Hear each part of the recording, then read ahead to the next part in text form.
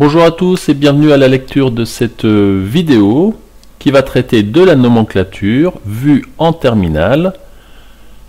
Et cette vidéo se présente sous la forme d'un QCM. Vous aurez 13 questions, à chaque fois une molécule de représenter en modèle moléculaire, en formule semi-développée et en formule topologique. 4 propositions vous sont faites, il faut trouver la bonne proposition. Alors au passage, je remercie Ludivine qui a contribué à cette vidéo.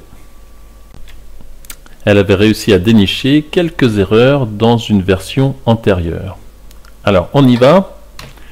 D'abord l'indispensable, les préfixes concernant la chaîne carbonée de 1 à 4 carbones et les principaux radicaux qu'on rencontre en terminale. Et les groupes caractéristiques qu'il faut absolument connaître par cœur. Dans la suite, je vais vous laisser avec le QCM, sans plus de commentaires. Faites pause à chaque fois qu'une molécule vous est présentée et vérifiez ensuite vos réponses. Et c'est parti, première molécule sans groupe caractéristique, un alcane.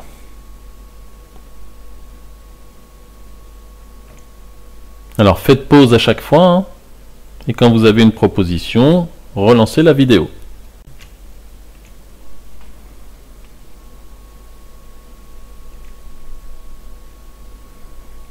Deuxième molécule. Ici, c'est facile. Il s'agit de la butanone. Inutile de préciser la position du groupe carbonyle, car s'il était en position 1, ce serait un aldéhyde.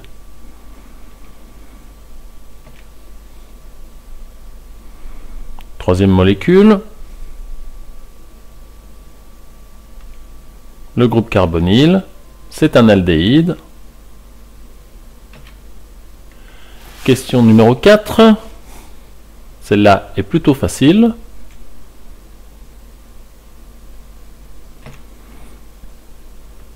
Une cétone, évidemment, avec le groupe carbonyle en troisième position.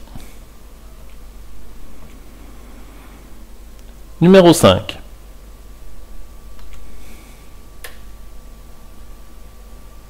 Alors, il s'agit d'un acide carboxylique avec le radical méthyle posé en position 3 par rapport au carbone du groupe carboxyle. Numéro 6.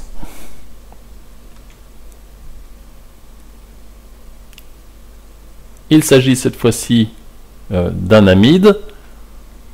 Il y a 4 carbones dans la chaîne carbonée, donc là sans radical, butanamide.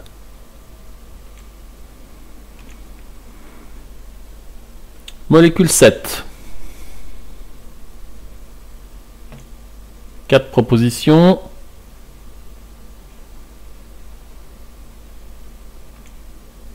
Donc il s'agit du butanoate d'éthyle. Alors cela vient du fait que si l'on regarde la molécule dans ce sens-là, on a le début d'un acide carboxylique, qui est l'acide butanoïque, et lorsqu'il perd son hydrogène, ça devient l'ion butanoate. Donc butanoate d'éthyle. 8e molécule. Il s'agit évidemment d'un alcool, groupe hydroxyle. Et le groupe hydroxyle est en deuxième position. Butane de Hall. Numéro 9.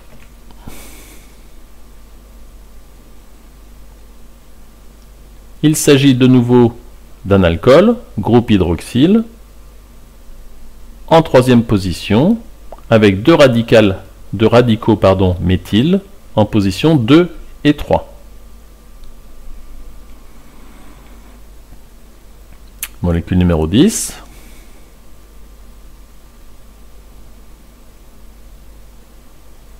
Il s'agit d'une amide.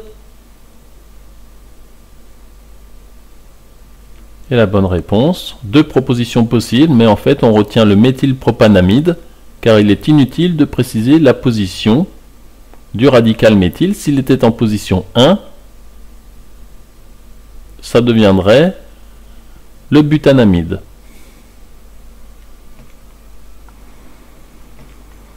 Numéro 11. Alors, c'est un acide carboxylique et il s'agit du méthylpropanoate de méthyle. Ça n'est pas la peine de préciser la position du groupe méthyle, car s'il était en position 1, ça deviendrait le butanoate de méthyle.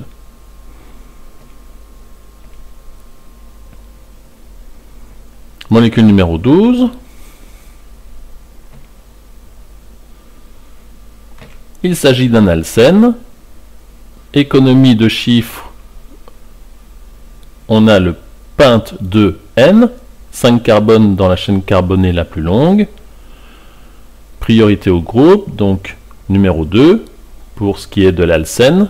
Et donc le groupe méthyle, le radical méthyle, est en position 4. 4 méthyle pente 2N. Et pour terminer, quel est le nom de cette molécule?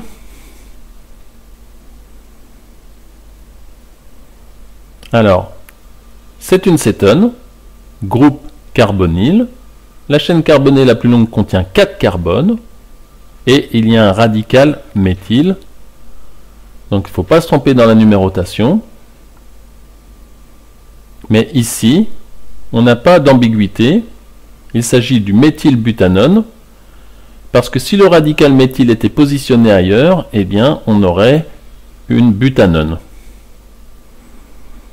Donc, de même, il n'est pas utile de préciser la position du groupe carbonyle, car s'il était ailleurs,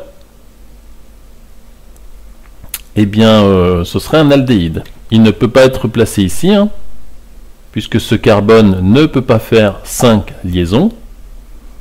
Donc, si le groupe carbonyle était ailleurs dans la molécule, il serait en extrémité, ce serait un aldéhyde. Donc, méthylbutanone suffit. Voilà, je vous remercie. Je suppose que vous avez pour la plupart réussi ce petit QCM.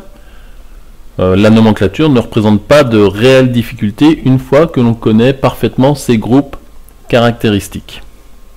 A bientôt pour une prochaine vidéo. Bonne révision, bon courage.